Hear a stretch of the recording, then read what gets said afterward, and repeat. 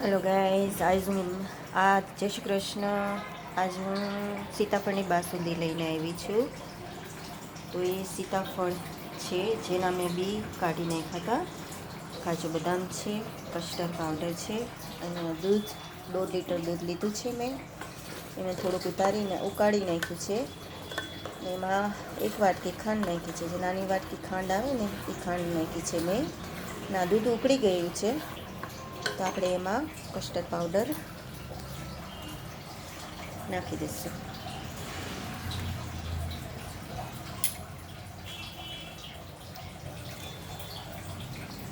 તો મેં 2 ચમચી કસ્ટર્ડ પાવડર લીધું છે. આપણે વધારે ઘટ જોઈ તો થોડોક વધારે નાખવો, પણ આમાં થઈ જાય છે કારણ કે સીતાફળ નાખીને એટલે ઘટ થઈ જાય છે. સેજ વાર ઉકાળવા દઈશું. ડ્રાયફ્રૂટ મેં જે સુધાર્યા છે, કાજુના બદામ, એ પણ એમાં નાખી દઉં છું.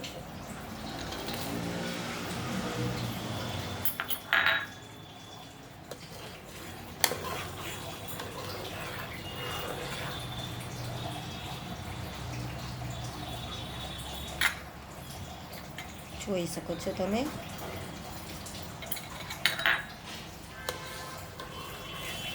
ખાસ ગેસ કરીને મેં ઉકાળવા દીધું છે. જરા એક ઉફાણું આવે પછી સીતાફળ જે ક્રશ કરી લીધા છે મેં, બી કાઢી લીધા છે. સીતાફળ મીઠા લેવાના અને ડાયરેક્ટ દૂધ બનાવતા વખતે નહીં નાખવાનું, નહીં તો દૂધ છે ને કડવું થઈ જશે. દૂધનું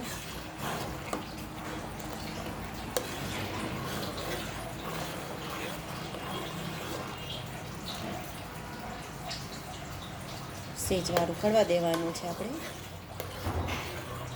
1-2 ઉફાણ આવે ત્યાં લગી જ 1.5 લીટર દૂધ લીધું છે મેં.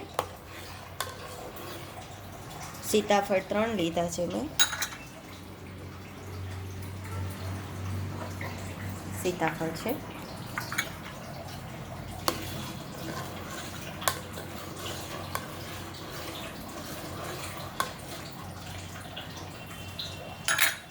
અને દૂધમાં સીતાફળ નાખીને તો દૂધ છે ને બગડી જવાની બીક રહે છે.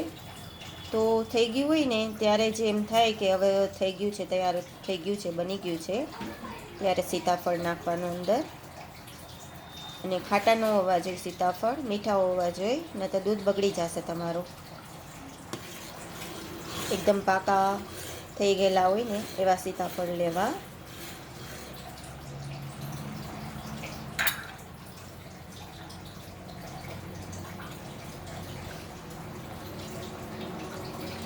તમને આમાં એલચીનો ટેસ્ટ ભાવે તો એલચી નાખી શકો છો,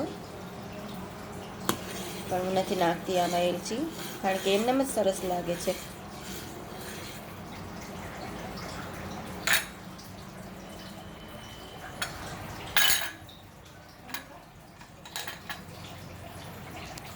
દૂધ ઉકળી ગયું છે.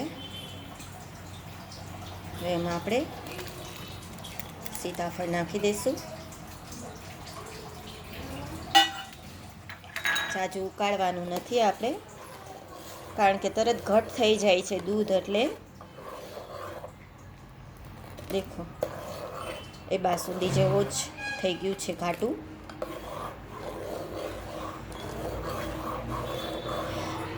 થોડોક એકદમ છૂંદી નાખવાનું રે, જેવું પાઉંભાજીનું હોય છે ને એનાથી થોડુંક છૂંદી નાખો તો એકદમ માવો થોડોક વધારે થાય છે. થોડુંક કચરું રાખવાનું, કારણ કે સીતાફળનો ટેસ્ટ અંદર આવવો જોઈએ. થોડુંક મોઢામાં સીતાફળ પણ આવવું જોઈએ તો સરસ લાગે છે.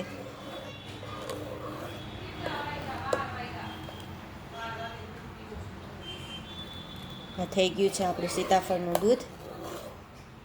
બહુ ઉકાળવાનું નથી આપણે.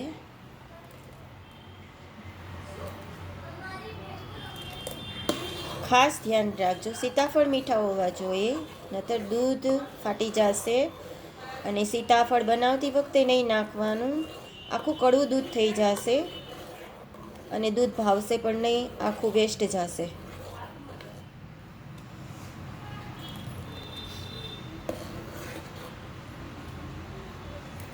દૂધ થઈ ગયું છે, આપણે ગેસ બંધ કરી દેવાનું રહેશે. હાય ગાઈઝ, મારું એ રેસીપી તમને પસંદ આવી હોય તો શેર કરજો અને સબસ્ક્રાઈબ કરજો. Thank you. જય શ્રી કૃષ્ણ.